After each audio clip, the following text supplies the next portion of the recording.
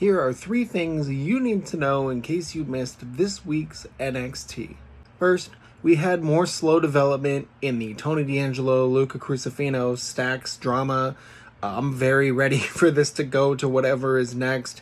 Dragging this whole what's Luca's alliance storyline portion of it is really slowing this all down.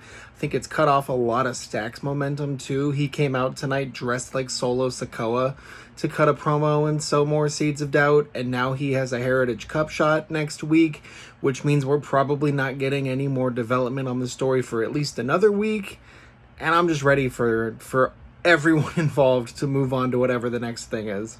Second, we're going to have a Fatal 4-Way next week to determine who will be the number 1 contender for JC Jane's NXT Women's title at Evolution. So far, it is still the only match announced at Evolution, and we don't even know who she's defending against.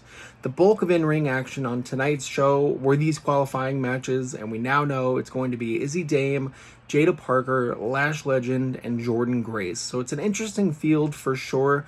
I'm curious to see how they all work together. It kind of feels like a Jada Parker spot, unless they do go with like Jordan Grace for the pure babyface matchup aspect of it. Also, while I'm thinking about it, I don't know why they Def Rebelled Jordan Grace's theme music. Didn't need that at all. It's kind of disappointing because it was one of the more recognizable songs in NXT.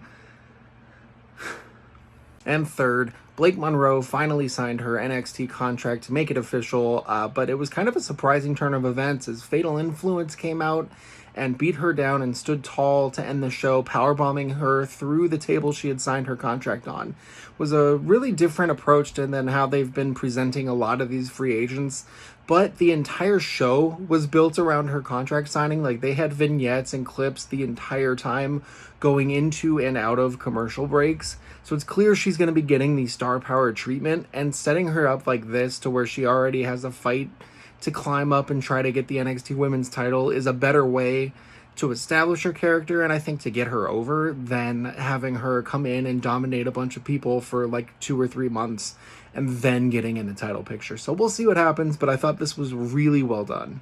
So let me know what your favorite part of the show this week was.